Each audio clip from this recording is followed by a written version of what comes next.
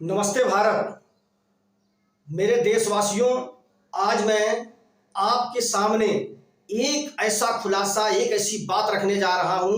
उससे पहले मैं आप सभी को, आप सबके चरणों में झुककर आपसे विनम्र निवेदन करता हूं, अगर आप यह वीडियो के माध्यम से जो मैं एक संदेश आप लोगों के बीच देने जा रहा हूं, अगर आप तक पहुंचे, कृपया करके फिर से विनम्र निवेदन करता हूं कि आप लोग इस संदेश को इतना वायरल करें कि इस सरकार के कानों तक पहुंचे, क्योंकि एक ऐसा मुद्दा है, सर्व समाज से जुड़ा हुआ मुद्दा है, इसमें सबका लाभ होने वाला है। लेकिन उससे पहले मैं आपको सुप्रीम कोर्ट इस देश की सर्वश्रेष्ठ जो न्यायालय है, जो अभी एक निर्णय आया था श्री राम मंदिर का, उसमें एक बात कही गई है।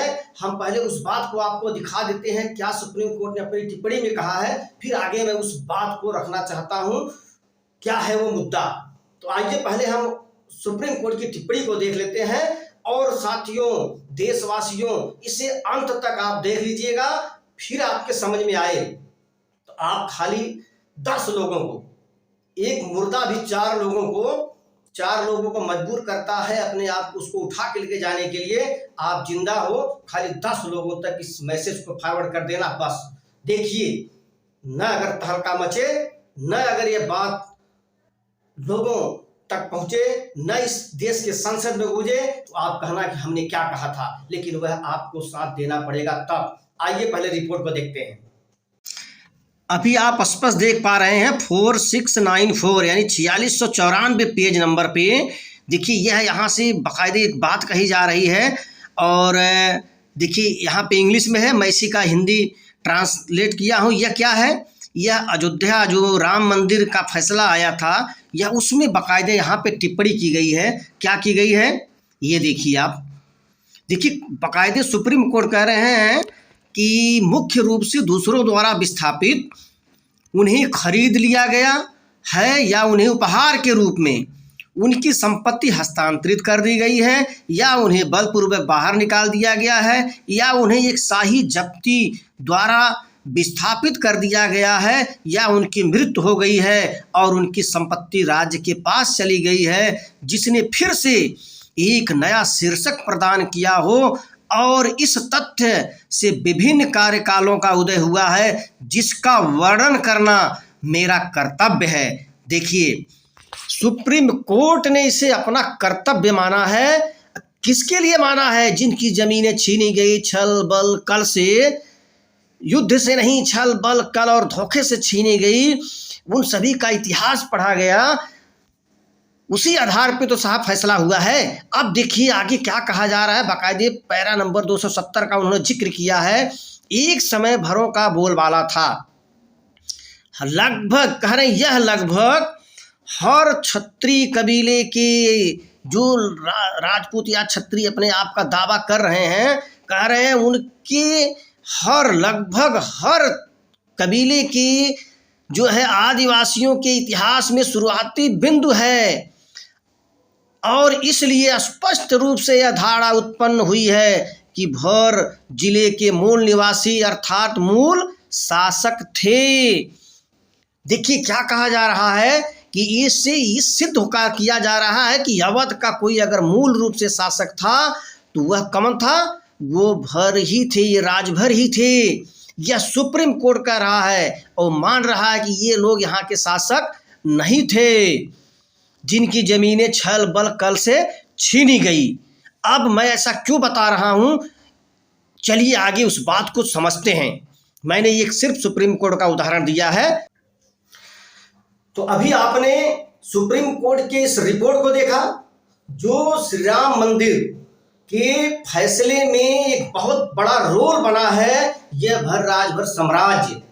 देखिए स्पष्ट रूप से माननीय न्यायालय ने सभी के इतिहास को खंगाला, तो उन्होंने क्या पाया कि जो लोग राजपूत और क्षत्रिय बन रहे हैं वो बन रहे हैं नहीं। कैसे मैं साबित करूंगा? देखिए क्या कहा जा रहा है कि जिनकी जमीनें छल से, बल से, कल से, चाहे जैसे भी वो छीनी गई। आगे कह रहे हैं इनकी शुरुआती बिंदु में, सभी के शुरुआती बिंदु में ये क्या तथ्य स्पष्ट हो रहा है कि ये जो एक भर साम्राज्य है, राजवंश है, ये वहां पर पाए जा रहे हैं। इससे यह साबित क्या होगा कि ये अवध के पूरी तरह से मूल शासक थे, यानी हजारों हजारों साल से ये इस धरती के मालिक थे, इसके शासक थे। अब साथियों, अब देशवासियों, मैं क्यों इस बात को रखना चाहता हूं, अब समझने की जरूरत है। अब आइए मैं आपको कुछ एक आज एविडेंस अब नहीं दूंगा, तथ्य के रूप में आप समझिए, तर्क के रूप में।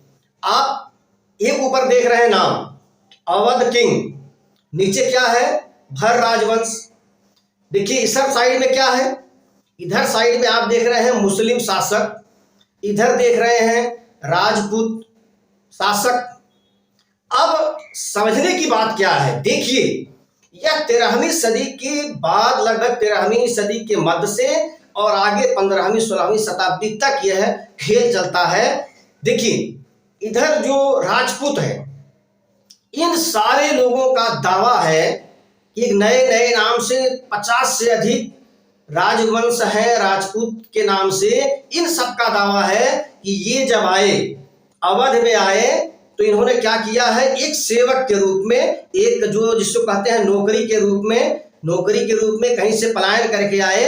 लेकिन उनका कोई इतिहास आगे कहां से आए प्लान करके किसी का इतिहास नहीं मिलता है। ये लोग क्या कर रहे हैं कि ये भर राजवंश के साम्राज्य में, उनके अधीन में वहां पर नौकरी की। फिर ये क्या कह रहे हैं, देखिए ये कह रहे हैं कि ये इधर का जो है, कौन, इधर मुस्लिम, जो मुस्लिम शासक थे, ये कह रहे हैं कि उनसे मिलकर ये जब उनके बागी हो गए थे, ये अवध में ये जो बागी थे, किसके बागी थे, ये मुस्लिमों के, क्योंकि ये धर्म कट्टरता, वो अपने धर्म कट्टरता को, धर्म को जो लागू कर रहे थे, ये इनके विरोधी थे। इसका फायदा उठाकर इन्होंने किसका साथ दिया, उनका साथ दिया, किसका, मुसलमानों का। उसके बदले में उनको जमीन मिली। यही दावा सेम टू सेम सभी मुस्लिम शासकों का अवध में है। ये क्या कह रहे हैं, इधर वाले जो ये साइड वाले आप जो देख रहे हैं, इनका दावा है ये भी जो है इन भर राजाओं को जो अवध में थे, जो इनका साम्राज्य था, इन्हें ये सीधे परास्त नहीं कर सकते थे। तो इन्होंने क्या किया, एक मिशन के तहत, एक अभियान के तहत इन लोगों को मिलाया। किसको, इन लोगों को मिलाया जो नौकरी करने आए थे या पहले साजिशन आए थे, कैसे आए थे, ये तो इतिहास का अब उसमें सर्च करने की जरूरत है। ये भी कह रहे हैं इनको मिलाया, इन्होंने जो जीत हासिल की, उनके बदले में उनको जमीन का दान दिया गया, जैसा कि सुप्रीम कोर्ट ने सारी बात को कहा। अब साथियों मुद्दा यह है, किसी ने इनसे सामने से युद्ध नहीं लड़ा है। जानते हैं क्यों, क्योंकि उन्हें पता था 1034 में जो महाराजा सुहेलदेव से युद्ध हुआ था, एक बार तो सामने से युद्ध लड़े थे, ये हालत हुई थी कि 150 साल तक कोई दिखा नहीं। ये उसी बात को जानते थे। इन लोगों ने क्या किया है, दोनों ने मिलजुल कर, अब देखिए मैं आगे बता रहा हूं, अभी ध्यान दीजिए, ये लड़ना, ये जो इधर वाले जो राजपूत लिखा है, अलग अलग वंश हैं, इनको किससे लड़ना चाहिए था। सच में अगर इतने ये विरोधी थे, ये जो भर राजवंश, इनकी, इन मुसलमानों के जो कट्टरता, अपने धर्म की कट्टरता को फैला रहे थे, तो यह इनको तो इनका साथ देना चाहिए था। इन्होंने किसका साथ दिया, इन्होंने उसका दिया, इन्होंने इसका दिया। अब साथियों सवाल यह है, देखिए भारत आजाद हो गया, भारत देश आजाद हो गया। आजाद किससे हुआ, अंग्रेजों से। अंग्रेज तो हमारे देश को छोड़ के चले गए, लेकिन अब असली मुद्दा यह है साथियों, जिन लोगों ने जिन जमीनों पे, जिन रियासतों पे, चाहे वह पूरी अवध का कोई क्षेत्र ले लीजिए, जिन लोगों ने जहां से लिया था, वो उस आजाद भारत में आज भी उस रियासत के आज भी मालिक हैं, और दोनों लोग मालिक हैं। ध्यान दीजिएगा, इधर ये लोग भी मालिक बन के बैठे हैं, ये भी मालिक बन के बैठे हैं। सारे लोग आज भी राजा हैं, आज भी रियासत के मालिक हैं, आज भी 500,000 बीघा के सब मालिक हैं, बड़े बड़े भवन बना के आज भी उसमें रह रहे हैं। अब साथियों ये दोनों भी इसी जगह हैं, और ये जो भर राजभर है, ये भी आज भी उसी अपनी धरती पे है। परंतु जानते हैं, एक उन्हें एक छत सर पे छत रखने के लिए कईयों के पास तो एक जमीन का टुकड़ा नहीं है, जिनका पूरा था उनके पास एक जमीन का टुकड़ा नहीं। सोचिए, इस आजाद भारत में एक इतना बड़ा हंसी का पात्र, इतना बड़ा मजाकिया खेल आज भी कैसे ये राजा हैं? सवाल यह है, देश जब आजाद हो गया, आप उस जमीन के मालिक क्यों? देखिए, अब मैंने कहा था यह सर्व समाज का कैसे हित हो सकता है। देखिए, राजा जमीन का मालिक नहीं होता है। जो राजा होता था वह अपने प्रजा के लिए लड़ता था और प्रजा जमीन पे प्रजा का हक होता था। अब बताइए, देश आजाद हो गया, ये 500,000 बीघा के मालिक क्यों है? जबकि इन्होंने सामने से युद्ध करके किसी ने लड़ा नहीं है। धोखे से, छल से अगर ली हुई चीजें वह वाजिब नहीं होती हैं, वह वाजिब नहीं होती हैं। तो साथियों, आजाद भारत में इनकी जमीनें इनकी नहीं है। इसीलिए मैं आज देशवासियों के सामने यह बात रख रहा हूं और यह मांग रखी जा रही है कि इनकी संपत्ति, दोनों की संपत्ति जो भी है, जिन लोगों का दावा है कि हमने इस तरह से छल बल से लिया है, इनकी संपत्ति सरकारी संपत्ति घोषित होनी चाहिए। और वह संपत्ति, उस संपत्ति को सरकारी संपत्ति घोषित कर सर्व समाज, चाहे कोई भी समाज हो, जो भूमिहीन है, आज उसके पास भूमि नहीं है, छत रखने के लिए उनको बाकायदे आवंटन होना चाहिए। तब इन्हें पता चलेगा कि राजा से रंग होने का क्या दर्द होता है। साथियों, यह मांग है। दूसरी मांग क्या है? आज हमारे समाज के लोग आरक्षण के नाम पे न जाने क्या क्या मांग रहे हैं। असली मुद्दा तो इधर है, मांगना है, हमें इनसे मांगना है, क्योंकि आज यही लोग, राजा रियासत के मालिक, जमीनों के मालिक के अलावा यही लोग आज संवैधानिक व्यवस्था में आज भी सांसद, विधायक, मंत्री न जाने क्या क्या बन के आज भी शासन कर रहे हैं। ध्यान दीजिए, तो ये आज संवैधानिक व्यवस्था में है, तो इन्हें हमारा हक चाहिए। साथियों, देखिए, हक का सवाल है, यहाँ को किसी को अब दोषी नहीं ठहराया जा रहा है, लेकिन आजाद, अगर भारत आजाद है, अगर आप उस जमीनों के आज भी मालिक हैं जो हमसे कहीं कहीं आपने छल बल से लिया है, आप कह रहे हैं, या सुप्रीम कोर्ट भी कह रहा है, तो हमारा उस जमीन पे हक नहीं है। अगर हमारा भी नहीं है, इनका भी नहीं होना चाहिए। हमारा अगर हक नहीं है, हम अगर अपनी ही जमीन पे अगर आज भूमिहीन है, तो हमारा हक नहीं, तो इनका भी हक नहीं होना चाहिए। यह हमारा मांग है। और एक और मांग है कि इस कौम को स्पेशल, सरकारों को स्पेशल आरक्षण देकर इनका उत्थान करना चाहिए, और इन लोगों को कराना पड़ेगा। हम लोगों को साथियों यह मांग करनी है, ना कि जो है ये आज जो मांग किया जा रहा है ST SC न जाने क्या क्या, हमारा ये अधिकार नहीं है और ना उसमें हम हो पाएंगे। हमें तो बाकायदे अब इनके साथ नहीं हो सकता है, इनको स्पेशल नहीं दे सकते हैं, तो चाहे जनरल में ही क्यों न जाना पड़े 10% का आरक्षण लेने के लिए, और बाकायदे इनको हमारे जमीन का हिस्सा तो चाहिए ही चाहिए, परंतु स्पेशल आरक्षण हमें चाहिए। क्योंकि अगर हम इस जमीन के मालिक थे, हमें छल बल कल से, क्योंकि इन्होंने कोई भी अच्छाई का काम नहीं किया है। देखिए, दोनों तरफ से दोनों लोग, आपको किसी ने सामने से युद्ध नहीं किया, आप युद्ध क्यों कर रहे थे? आप उनके बागी क्यों थे मुसलमानों के? क्योंकि ये धार्मिक कट्टरता को फैला रहे थे, अपने धर्म का एक व्यवसाय कर रहे थे, उनको ये रोकने का काम करते थे, इसके लिए बागी थे। और ऐसे बागियों को अपने ही जमीन पे अगर आज जमीन का इनके छत बनाने के लिए जगह नहीं है, तो दोषी कौन है? आज तक सरकारें दोषी रही हैं, चाहे वो कोई सरकार रही हो, यह दोषी रही है। यह मांग है साथियों हमारा। अब इस मांग में कितने देशवासी साथ है देखते हैं। और देखिए, एक बात इसमें शूद्र की बहुत फैली है। देखिए जरा, ये अपने आप को राजपूत भी कह रहे हैं, अपने आप को क्षत्रिय भी कह रहे हैं। हम ही राजपूत, हम ही क्षत्रिय हैं। कैसे हैं? जो कभी युद्ध ही नहीं लड़ा, अगर इन्होंने उनसे युद्ध लड़ा होता, उनसे किससे, इधर वाली बोर्ड से जो ये दिख रहा है मुस्लिम शासक जो 800 सालों तक हमारे देश में शासन किए, अपने धार्मिक कट्टरता को फैलाए, ये इनसे लड़े होते, तब समझ में आया क्षत्रिय है ना। क्षत्रिय ये लोग बन रहे हैं, असली रक्षक तो हम लोग हैं। इस देश के और भी तमाम, चाहे अहीर हो, कुर्मी हो, तमाम ऐसी जो जातियां हैं, ये सब असली क्षत्रिय हैं, और ये शूद्र बन रहे हैं सब। अरे हक की बात करो यार, आओ, हम असली हैं, ये लोग तो डुप्लीकेट हैं, क्योंकि इन्होंने कोई लड़ाई सामने से लड़ी ही नहीं।